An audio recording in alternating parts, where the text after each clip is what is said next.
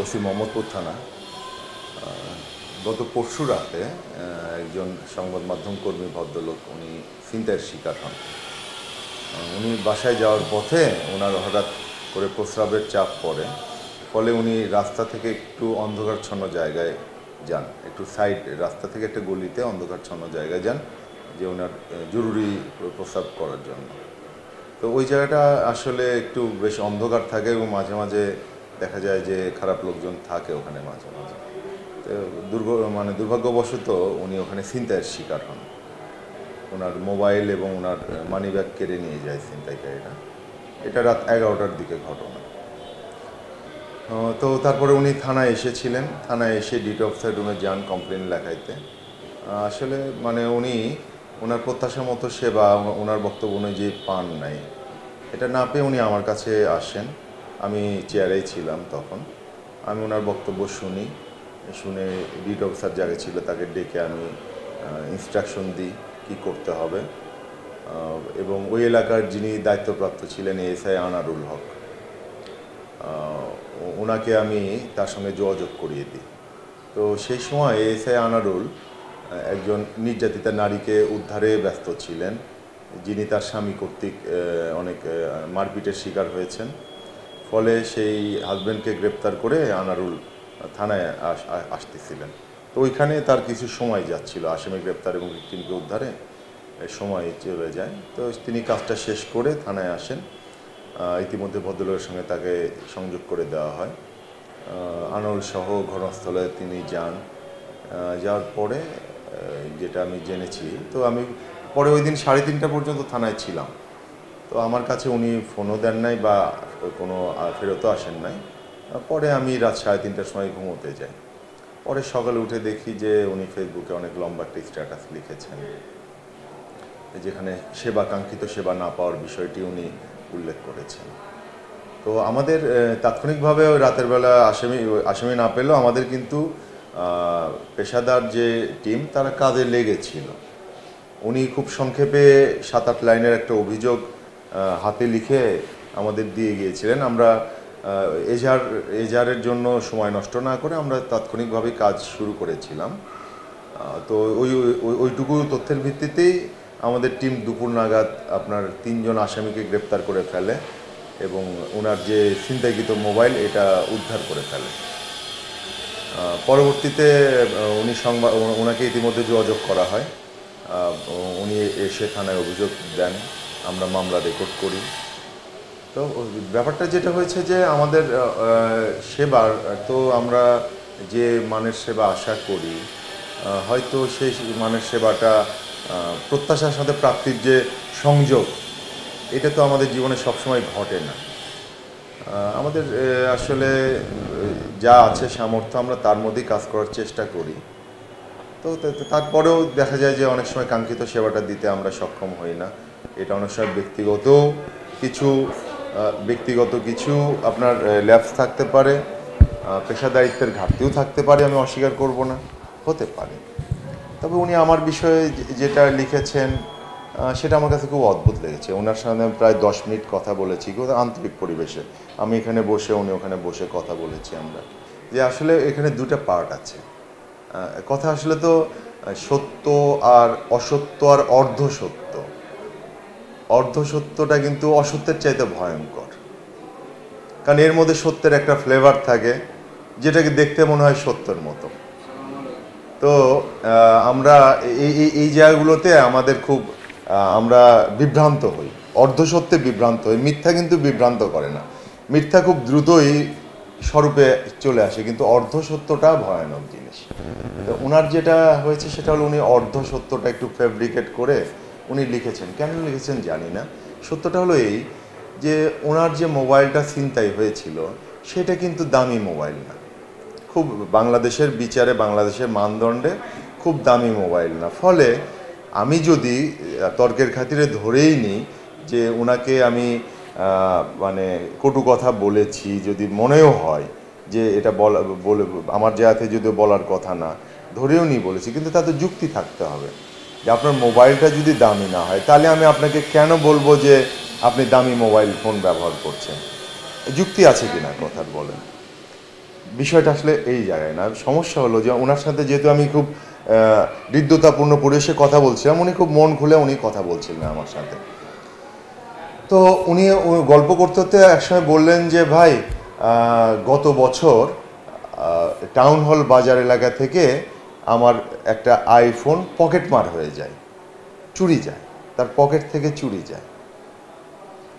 এটা উনি আমাকে যখন বললেন, তো আসলে তো একটা মানুষের সাথে কথাতে ইন্টারাকশন হতে হয়। আমি আপনার সাথে কথা বলছি, শুধু হুম হুম হুম হুম করে যাবো, বিষয়টা তো এরকম হলে আপনি কিন্তু ইনসাল্টেড ফিল করবেন, তাই না, যে আমি বোধহয় আপনার কথায় গুরুত্ব দিচ্ছি না। তো আমি যেহেতু তার সাথে ইন্টারাক্টিভ কথা হচ্ছিল, তো আমি তখন ওনাকে বলি যে আসলে ভাই, আইফোন তো দামি জিনিস, সাবধানে ব্যবহার করাটা উচিত। কথাটা আসলে এইরকম ছিল। হ্যাঁ, আমি কিন্তু বলেছি যে দামি জিনিস সাবধানে ব্যবহার করা উচিত, সেটা কিন্তু ছিনতাই প্রসঙ্গে না। এটা হলো 1 বছর আগে ওনার মোবাইল চুরি গেছে, সেটাকে ওনাকে একটা সান্ত্বনামূলক কথা বা সাজেশনমূলক কথা, যে ভাই দামি জিনিস যেটা আপনার চুরি গিয়েছে, এটা সাবধানে ব্যবহার করাটা ভালো, উচিত, এরকম। তো এইটা উনি ফেব্রিকেট করে উনি অনেক বড় একটা লিখলেন, লিখে তার মধ্যে এখানে ওসিকেও জড়ায় দিলেন যে ওসি তার সাথে এইভাবে। কিন্তু বিষয়টা এরকম না, এটা হলো অর্ধ সত্য হয়েছে ভাই, সত্য না। না, এসআই জসিম ছিলেন ডিউটি অফিসার। জসিমের বিরুদ্ধে অভিযোগ করেছেন যে তাকে কলম দেন নাই, কাগজ দেন নাই, এরকম অভিযোগ লিখেছেন। আমার যদ্দূর মনে আছে আর কি, আমি পড়েছি স্ট্যাটাসটা। তারপরে কোনো একজন কনস্টেবল তাকে নাকি বুকের বোতাম লাগাতে বলেছেন। হ্যাঁ, তো এই বিষয়গুলো আমাদের কর্তৃপক্ষ খুব সিরিয়াসলি নিয়েছেন। আপনি জেনে খুশি হবেন যে বাংলাদেশের যত প্রতিষ্ঠান আছে, বাংলাদেশ পুলিশ বাহিনীতে ডিসিপ্লিনের ব্যাপারে খুবই কড়াকড়ি। আমাদের ডিসিপ্লিনের ব্যাপারে, মানুষের সাথে বিহেভিয়ার ব্যাপারে যদি কোনো ত্রুটি পাওয়া যায়, কর্তৃপক্ষ আইনগতভাবে খুব কঠোর ব্যবস্থা নিয়ে থাকেন, যেন সবাই সাবধান হয়। শাস্তিগুলো এমন দৃষ্টান্তমূলক হয় এবং সার্কুলেট করা হয় যাতে করে, যেহেতু আপনি জানেন যে প্রায় 2,20,000 লোকের একটা বাহিনী, বিশাল বাহিনী, 100% লোক যে খুব পেশাদার হবে এটা তো কখনোই হয় না। বাড়ির 5টা ভাই থাকলে 5টা ভাইও তো অনেক সময় একই রকম হয় না। তো 2,20,000 লোকের বাহিনীতে সবার স্ট্যান্ডার্ড সমান হবে এমন না। যদি কারো ত্রুটি বিচ্যুতি থাকে, সে অনুযায়ী ব্যবস্থা গ্রহণ করা হয় পুলিশ। অলরেডি এটা পোস্ট হওয়ার সঙ্গে সঙ্গে পুলিশের সর্বোচ্চ মহল থেকে এই বিষয়টাকে খুব গুরুত্বের সাথে দেখা হচ্ছে। তাদের বিরুদ্ধে অলরেডি ব্যবস্থা গতকাল থেকেই শুরু হয়েছে, তাদের বিরুদ্ধে তদন্ত শুরু হয়েছে। আইনগতভাবে যার বিরুদ্ধে দোষ প্রমাণ যাবে, আমার বিরুদ্ধেও দোষ প্রমাণ পাওয়া গেলে আমার বিরুদ্ধে ব্যবস্থা নেবে, এতে কোনো ছাড় দেওয়া হয় না। আমরা মানসিকভাবে সবসময় রেডি থাকি যে ভুল করলে পানিশমেন্ট পেতে হবে, এটা আমরা মানসিকভাবে সবসময় রেডি থাকি। এ বিষয়ে আমাদের বাহিনী কোনো রকমের ছাড় দেয় না। আচ্ছা, আমি কয়েকদিন আগে গুগলে সার্চ করলাম, খুব ভয়ে ভয়ে সার্চ করলাম যে বাংলাদেশের সবচেয়ে অপরাধপ্রবণ থানা কোনটা। তো গুগল দেখালো যে ঐতিহ্যগতভাবে মোহাম্মদপুর থানা বাংলাদেশের সবচেয়ে অপরাধপ্রবণ থানা। তা আমি আসলে 11 মাস হলে এখানে ওসি হিসাবে আছি, আমি ইতিহাসটা নিয়েছি। তা আমি দেখলাম প্রায় 4 দশক ধরে, 40 বছর ধরে মোহাম্মদপুর ডিএমপিতে অপরাধের শীর্ষে। মোহাম্মদপুর সবসময়ই ভৌগোলিক কারণে বলেন, সামাজিক কারণে বলেন, অবস্থানগত কারণে বলেন, রাজনৈতিক কারণে বলেন, সব কিছু মিলে একটা জটিল পরিস্থিতি এখানে বিরাজ করে। এখানে মানে মানুষের অনেক ধরনের ডাইভার্সিটি আছে। সারা দেশের বিভিন্ন এলাকার লোকজন মোহাম্মদপুরে থাকে। কিছু এলাকার লোকজন আছে যারা অঞ্চল ভিত্তিকই কিছুটা অপরাধ প্রবণতা তাদের মধ্যে, পূর্বপুরুষদের মধ্যে রয়ে গেছে। এটা তারা জেনেটিক্যালি তাদের জিনটা শরীরে বহন করছে। তারপর আপনি জানেন যে মোহাম্মদপুরে জেনেভা ক্যাম্প আছে। জেনেভা ক্যাম্প ছাড়াও আটকে পড়া পাকিস্তানিদের আপনার আরও 2টা ক্যাম্প আছে, কৃষি market camp, town hall camp. তো এই 3টা ক্যাম্প মিলে প্রায় 1 লক্ষ লোক শুধু অবাঙালি সম্প্রদায়ের বসবাস করেন। ইনাদের ভালো কোনো জীবিকার ব্যবস্থা নাই, ইনারা খুব মানবতার জীবনযাপন করেন। পাশাপাশি তারা বাধ্য হয়ে, আমার অবজারভেশন আমি বলছি যে তারা বাধ্য হয়ে মাদকসহ ছিনতাই, এগুলো অপরাধমূলক কর্মকাণ্ডে তারা জড়িত আছে। তো একটা থানা এলাকায় 1 লক্ষ, অনেক জায়গায় 1 লক্ষ বাসিন্দা একটা থানা এলাকাতেও থাকে না। 1 লক্ষ শুধু আমার অবাঙালি সম্প্রদায় আছেন যারা মূল স্রোতধারা থেকে বিচ্যুত। তো এই লোকগুলো স্বাভাবিকভাবে কিছু না কিছু, এই লোকগুলো একটা বড় অংশ সবাই বলবো না, এনাদের একটা অংশ অপরাধের সাথে জড়িত। তো এটা একটা বড় সমস্যা, যেটা আসলে শুধু আইন শৃঙ্খলার বিষয় না, এটা রাষ্ট্রীয় পলিসির বিষয় আছে, এখানে মানবিক বিষয় আছে, তাদের রুটি রুজির বিষয় আছে। এটা সলভ করতে গেলে শুধু গ্রেপ্তার বড় কথা না। জেনেভা ক্যাম্পে অনেক আসামি আছে যার নামে 20টা মাদকের মামলা আছে, মানে 20 বার পুলিশ তাকে গ্রেপ্তার করেছে, সে আবার জামিনে এসেছে, আবার মাদক ব্যবসায় জড়িয়ে পড়ছে। আপনি এটা কি বলবেন? এই লোকটা আসলে সে কোনো ওয়ে খুঁজতে চায় না বা পায় না, এর মধ্যে কিছু একটা হবে যে তার বিকল্প কোনো ওয়ে নাই, সে যায় আবার এসে মাদক ব্যবসা করে।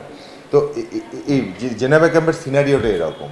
আপনি রায়ের বাজার কেন্দ্রিক যদি দেখেন, এক একটা আসামির 8টা 10টা ছিনতাই মামলা আছে, তারা যায় 2-3 মাস থাকে, 1 মাস 1.5 মাস থাকে, কেমনে জামিন পেয়ে আবার চলে আসে, আবার ছিনতাই করে।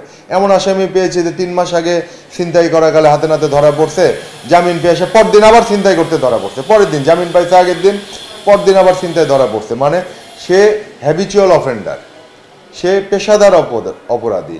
এই লোকগুলো কোনো মতে ভালো করাটা আসলে তো পুলিশ তো ভালো করতে পারে না। আমরা আইনের প্রয়োগের মাধ্যমে আদালতে পাঠাতে পারি, কিন্তু এর সামাজিকভাবে আসলে সামাজিক সচেতনতার দরকার। সামাজিকভাবে যদি উদ্যোগ নেওয়া না হয় তাহলে অপরাধটা আসলে নির্মূল করা যাবে না, কমানোটাও ডিফিকাল্ট। আর আপনি জানেন যে মোহাম্মদপুর থানা ডিএমপির সবচেয়ে বড় থানা, প্রায় 15 লক্ষ লোক বাস করে। আপনার বাংলাদেশের অন্তত মেহেরপুর চুয়াডাঙ্গা জেলার 2টা জেলা মিলে এই পরিমাণ হয়তো লোক আছে। আপনি তথ্য দেখে নেবেন যে 2টা জেলার সমপরিমাণ লোক আমার প্রায় একটা থানায় বসবাস করে। সেই তুলনায় আমার জনবল খুবই অল্প।